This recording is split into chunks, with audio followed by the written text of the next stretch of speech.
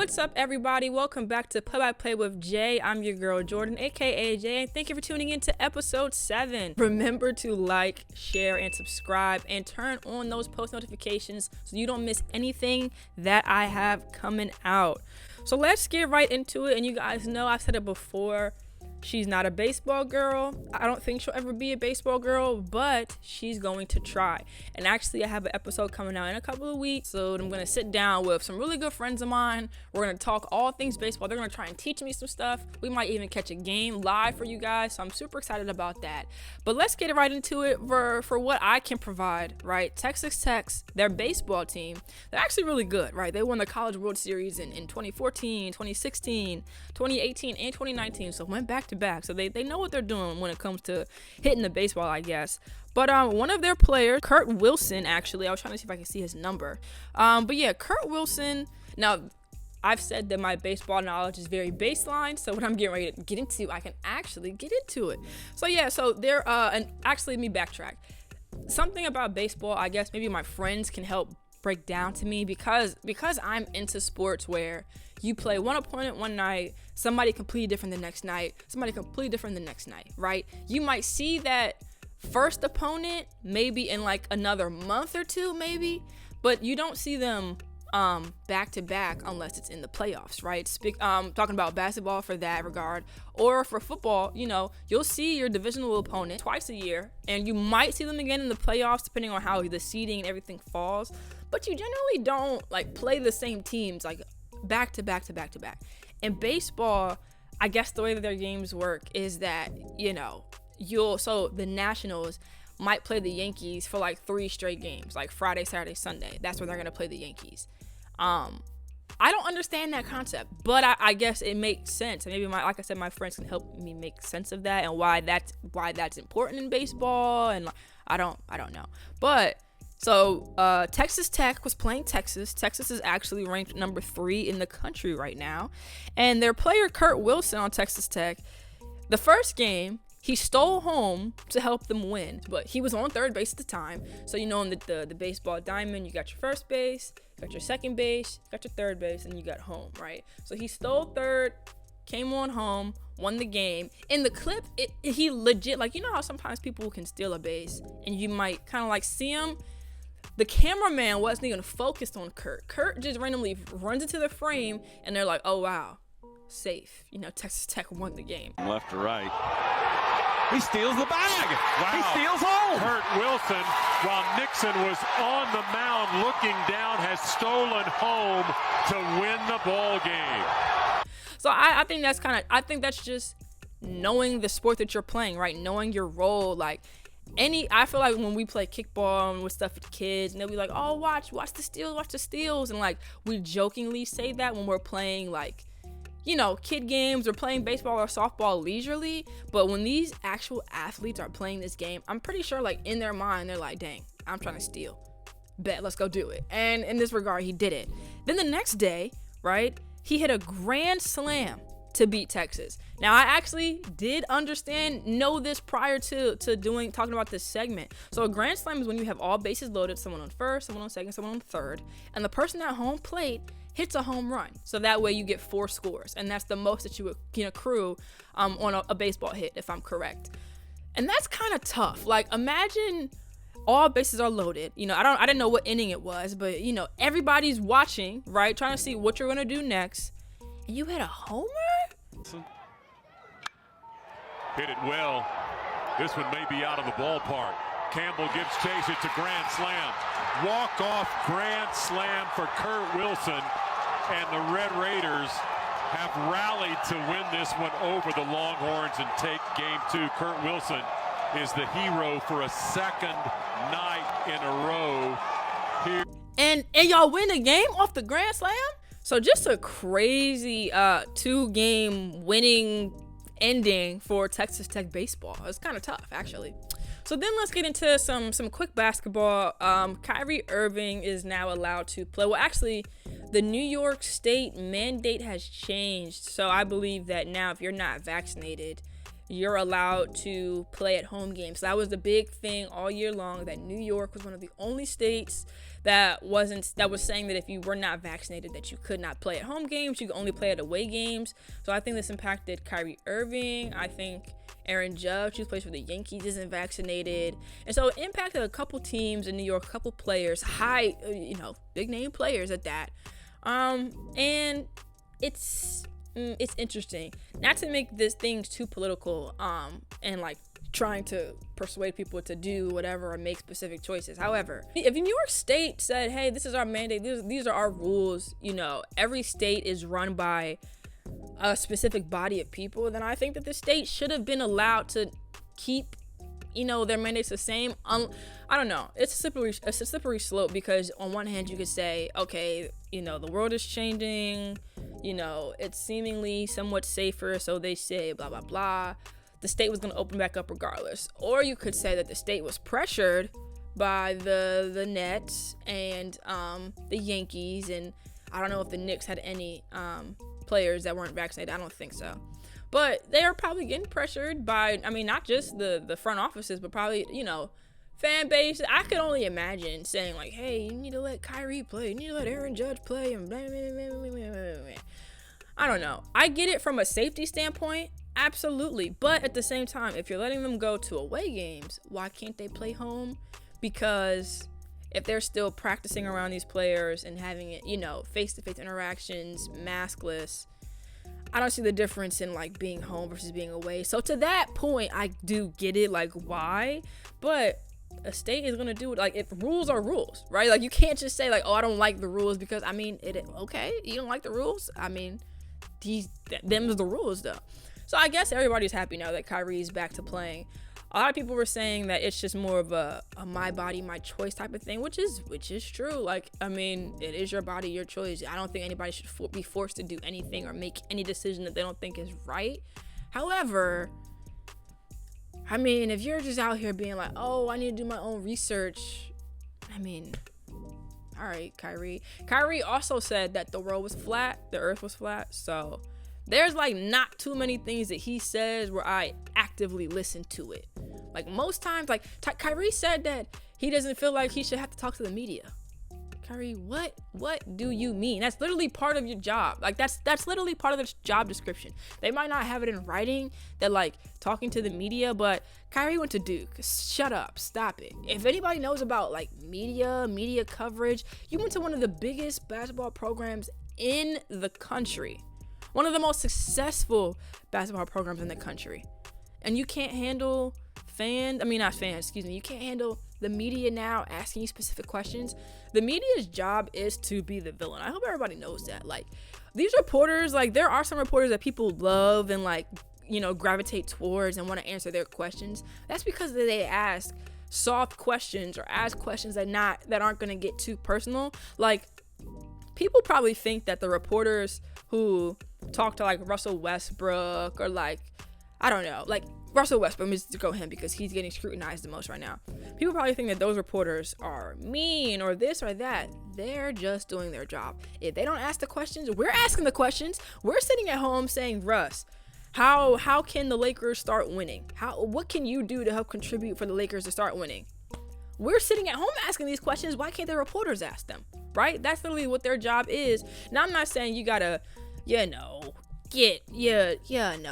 Russ, would you ever change your last name to Russell Westbrook? Nothing like that. But you know what I mean? Like, their job is to get a response. And I think the players, some of them know that, some of them don't. Like, I always bring him up, but I think LeBron does a very good job of just, always answering the questions, always being readily available to the media, not on some Marshawn Lynch, I'm just here so I don't get fined type of thing. And while that was funny and it created a meme that will probably carry us through for the rest of our lives, it was still kind of like ignorant, because it's like, all right, bro, this is part of your job. Like, whereas some of us have to get up, sign on to work, type in these numbers, move this here, move this Excel doc here, and upload this to that, and coordinate meetings.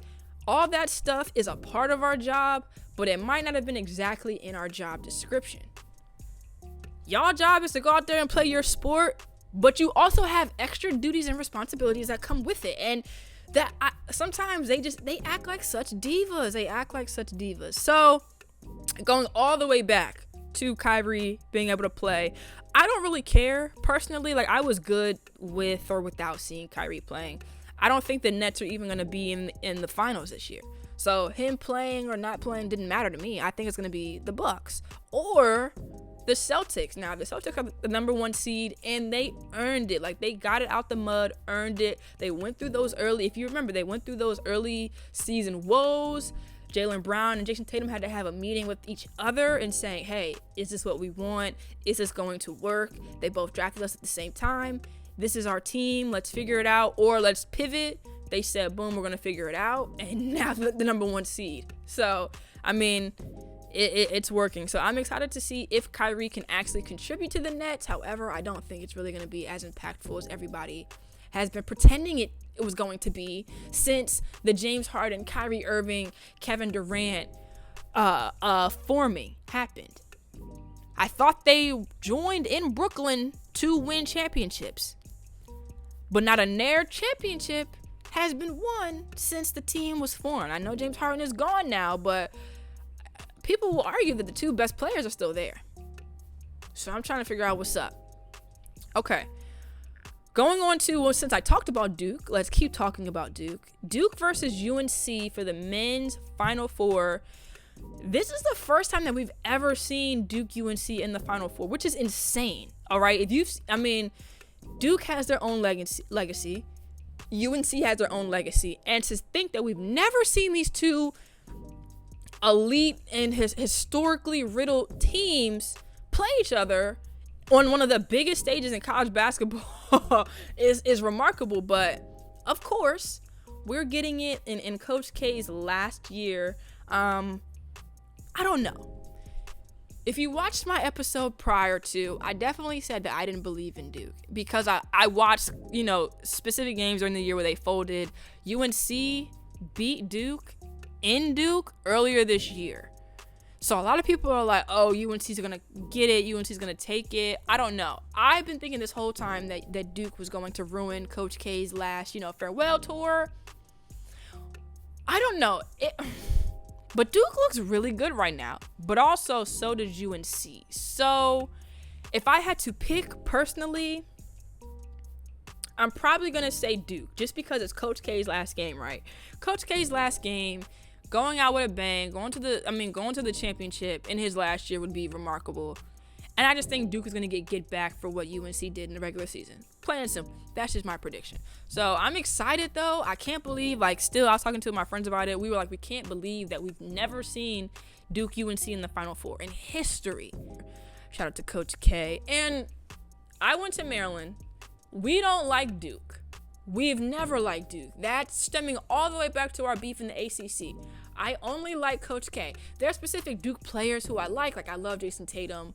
I can't think of any others off the top of my head because a lot of guys went to Duke. I like Zion, In terms of cheering for, supporting Duke, if the answer has always been Duke or any other team, the answer is always any other team. Solely for Coach K's last year, am I picking Duke? So I just want to put that in there. We don't like Duke. We don't rock with Duke, but we rocking with Duke today. And then just carrying on. Y'all, this has legitimately been the best March Madness that we've ever had. Okay, St. Peter's, while they lost, they made it to the Elite Eight. That's the first time that a 15 seed has made it to the Elite Eight. And I think their head coach, Shaheen Holloway, shout out to the Holloways, that's my mom's maiden name.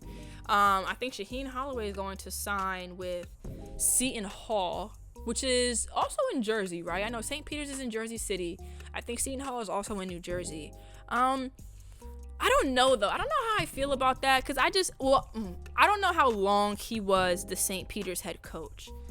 But I just feel like if my team has a really successful year, if my program has a really successful year under a head coach, and then the next year that head coach leaves and goes to another job, I'm going to kind of be a little teed off. I can't hold y'all.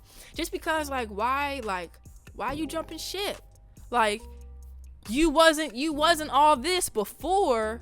Why jump ship now? And I know it's you want their career to elevate, you want them to progress, but it's maybe give them one more year, but then you could say if that extra year that you might stay out of loyalty or respect, St. Peter's could do really bad next year, and then no jobs open back up. So I guess just a strike while the iron is hot. Go get a job now. So in that regard, I love seeing a black man get money. Go get your money, black man. Go get that Seton Hall job.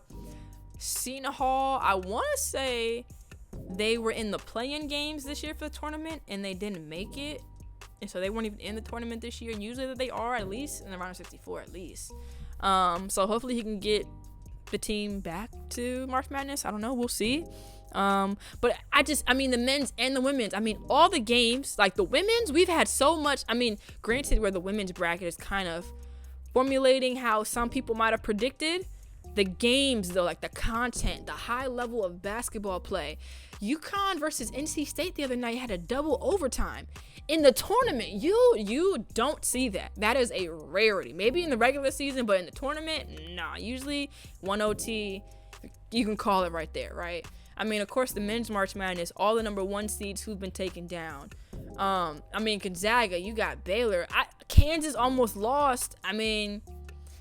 Will Kansas win the national championship? I don't know. It's so many just question marks, so many exclamation points. This year has all around, men's and women's, been absolutely amazing. And the last thing I want to get into, guys, is, of course, the NFL OT rule. And if you remember from my first episode this season, I actually talked about it because that was when that event had just taken place and the Bills had just lost. The Chiefs and the Bills are playing. Great game. Probably one of the best quarterback play games that we've ever seen. And it was ruined by this disgusting overtime rule. So we all know the NFL rule is not like college. In the NFL, you win a coin toss, you elect to receive. If you go down and score 6, which is a touchdown, the game is over. If you go down and don't convert, or if you go down and kick a field goal, if I remember correctly, the opponent can get the ball back and try and either end the game, tie it, whatever, right? Chiefs go down the field, get their 6, game over. And we just saw the heartbreak across the Bills again because they lost to the Chiefs last year. And I went on here and said I don't think that they would ever change the rule, but I would hope that they would because, at least make it just seems less fair. I don't know.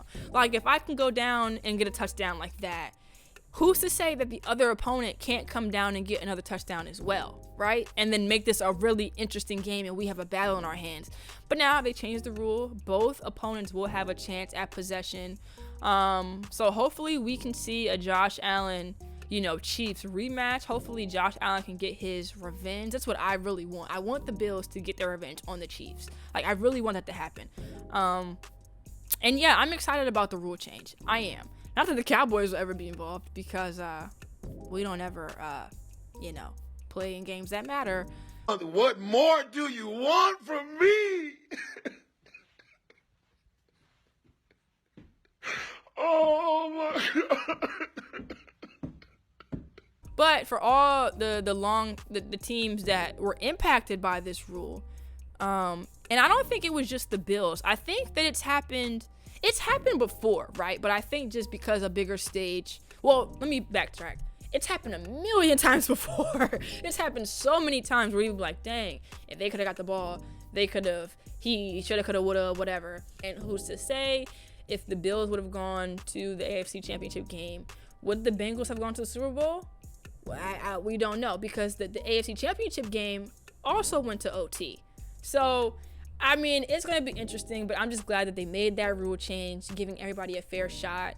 Because I'll tell you what, that rule in college makes the game super lit, because they always be going back and forth in college anyway. But when you have that OT rule, it really is a game changer if you really break it down. So I'm super excited for the change, but I need the NFL. I really be going through it without NFL season, you guys. I thrive better when there's football on Sundays or football on Thursdays. Or I'm a better person when I can say, oh, what game's tonight? Even if I'm not even watching, if I just have it on. I love football season. So from February to September, I really go through ruts. And I think that's also probably because the team that I'm supporting in the NBA is doing awful. The Lakers suck. They're not even going to probably make the play-in tournament for the playoffs, which is probably best that way. But So I'm really just in kind of sports limbo right now. Like, I'm not really sure what I want to tap into. March Madness is getting ready to be over. I'm not sure. So this is what I'm leaning on you guys. If there's any games that you guys would want me to, sit in on, watch, maybe look at the highlights on. I'm trying to expand my sports palette while I'm in this limbo time. So let me know, talk to me, comment on YouTube, DM me on Instagram, so let me know if there's something in particular that I should be like keeping my eye on. And for an episode, I can come back and say, hey, shout out to this person. They got me onto this. This is what I learned. This is what I saw. This is what I didn't like. This is what I really couldn't get into, but I'm going to keep trying, etc. Let me know. I'm really down. But thank you guys for tuning into this week's episode. This is your girl Jordan, aka Jay, giving you the play-by-play each and every week. I'll see you guys next week. Peace.